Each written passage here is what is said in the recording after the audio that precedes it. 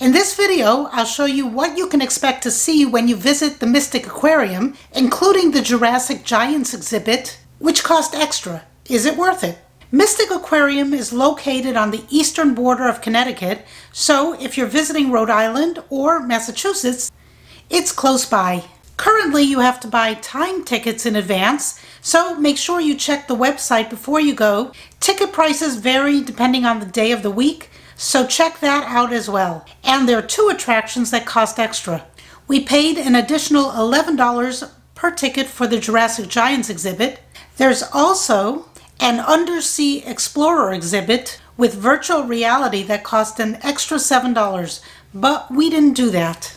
There was a short line when we got there, even though we had time tickets, and then we were in. They didn't give us a park map, as some places do, but there was one to look at right at the entrance. And then, if you continue on your left, you see the Seaside Cafe. There are restrooms to the right of the cafe, and this was also the exit for the Jurassic Giants exhibit, so we walked around to the other side and decided to do the Jurassic Giants exhibit first. Right away when we walked in, we realized the exhibit was not geared for adults at all. Rather, it's geared for the 5 to 8-year-old age group, and they would probably enjoy this. The area was very dark, and the dinosaurs made a lot of noise.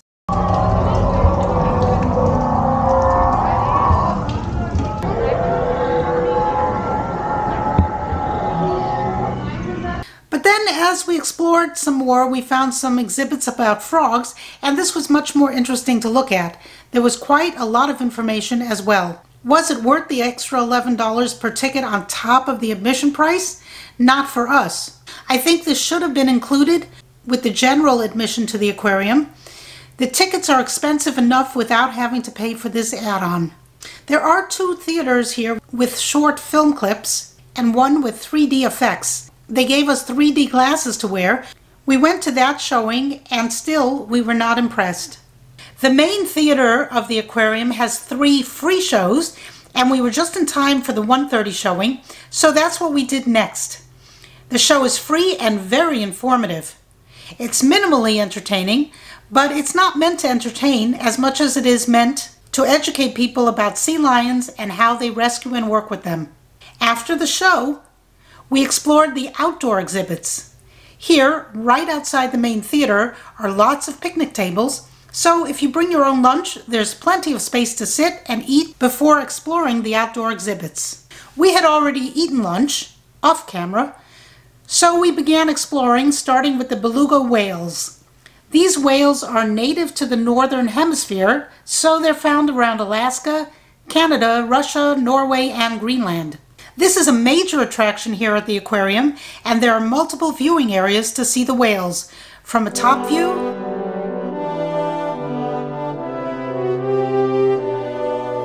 to a bottom view,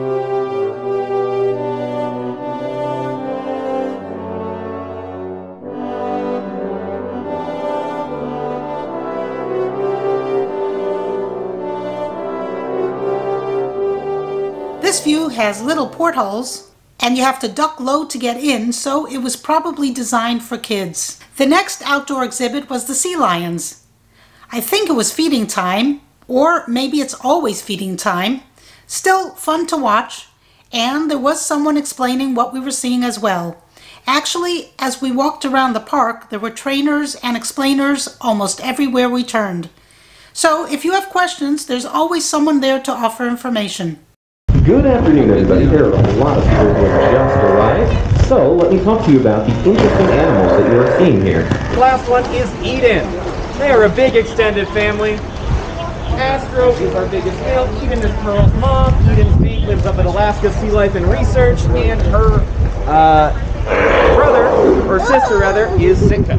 So you're looking at a big extended family of sea lions here. Now, in the wild, these guys will congregate in relatively large numbers of females during breeding season, but males will fight for territory very aggressively, which is why most groups only tend to have 1 male and multiple females. Next, we visited the Penguin Pavilion. There's a lot of walking here. We covered around 3 miles according to the fitness app on our phone. which doesn't always clock all our steps, so likely we walked more than 3 miles. But the paths are beautifully landscaped and the walking is easy walking, no hills or rough rocky paths, very stroller friendly and wheelchair friendly. Here we are at the Penguin Pavilion. These are African penguins. They're only found on the southwestern coast of Africa. Again, there was someone with a microphone explaining what we were looking at and available to answer any questions you might have. Now, our colony does consist of a wide variety of ages. We do have an active breeding colony here at Mystic Aquarium. Our youngest is currently hanging out on the rock with Felicia. His name is Purple Pink, and he hatched out in February of 2020. And you'll notice he looks a little bit different than everybody else because he's still sporting that juvenile plumage. We kept walking and came to a small indoor area and realized that this was an underwater view of the penguins we had just seen. It's a small area, but it gives a different view from below. Next, we came to what they call the Marsh Trek. It's a recreation of marshland with the typical inhabitants of a marsh area.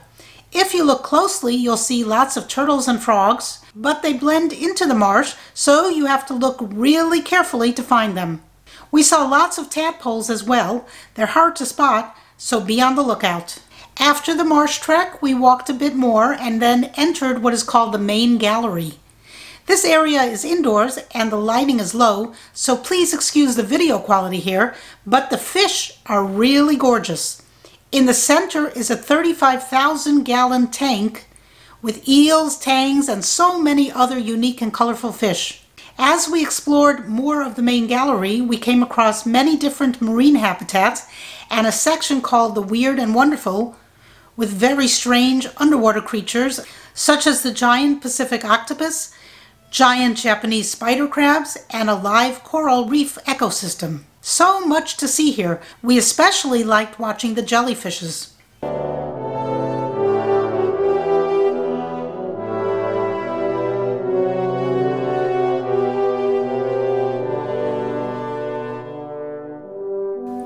In the middle of the main gallery is a shark touch tank. Yes, you heard that right.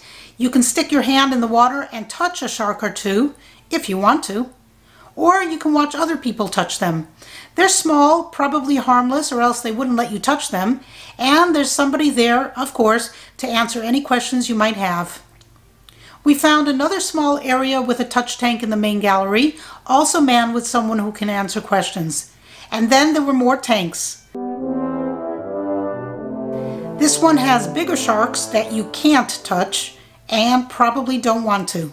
By the way, there are bathrooms inside the main gallery and they were very clean, just in case you were wondering. Back outside we found another Touch Me tank, this one with cow nose rays, and of course someone there to help guide and explain. You can loop around and revisit the outdoor exhibits as many times as you want. We wanted to have one last look at the beluga whales, and then we were tired. It was a long but beautiful day at the Mystic Aquarium. My last thoughts are, yes, visit the aquarium definitely, but pick a day with nice weather so you can walk around and enjoy the outdoor exhibits. And for us, it would be a no to the Jurassic Giants exhibit, which cost an extra $11 per person. Unless, of course, money is nothing to you, but we felt it wasn't worth the extra expense, and there's so much else to see and do here, so save your money on that and buy the kids some ice cream instead. Just my opinion. I hope you enjoyed watching this video. If you did, please hit the subscribe button to help my channel grow. I really appreciate it, and thank you for watching. Bye!